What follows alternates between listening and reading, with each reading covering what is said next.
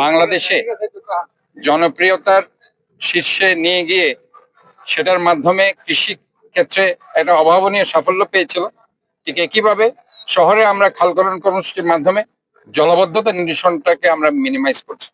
আমরা জলাবদ্ধতা নিরসন করছি, আর যেটা গ্রামগঞ্জে কৃষিকাজের জন্য আমরা সেটাকে আরো বেশি উপযোগী করে তুলছি।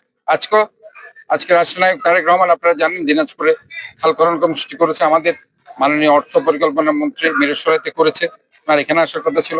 যাই হোক, আমরা আজকে এটাই বলছি যে সমিয়ত খাল, আমরা এর আগে নাজির খাল এটা করেছি এখানে কাট্টলিতে। এই সমিয়ত খালটা আপনারা জানেন যে এটা কালীরছড়া, এটা ওই যে খালের বাংলা বাজার, সেখান থেকে তার একটা উৎপত্তিস্থল ঈশান মাঝি থেকে শুরু হয়ে সেটা একটা বিস্তৃত আকারে বঙ্গোপসাগরে গিয়ে শেষ হয়েছে। কাজে এই সমিয়ত খালটা খনন করাটা আমাদের জন্য খুব জরুরি। আমাদের রফিক ভাই একটু আগে বলছে এখানে তারা মাছ ধরেছে, এখানে এসে তারা অনেক স্মৃতি তাদের আছে এলাকাবাসী।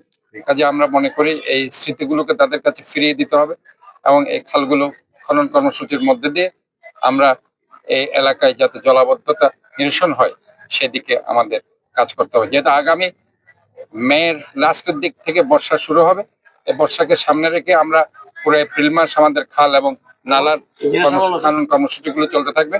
এবং এই কর্মসূচির আওতায় আমরা মনে করি যে সবাইকে কাজ করতে হবে।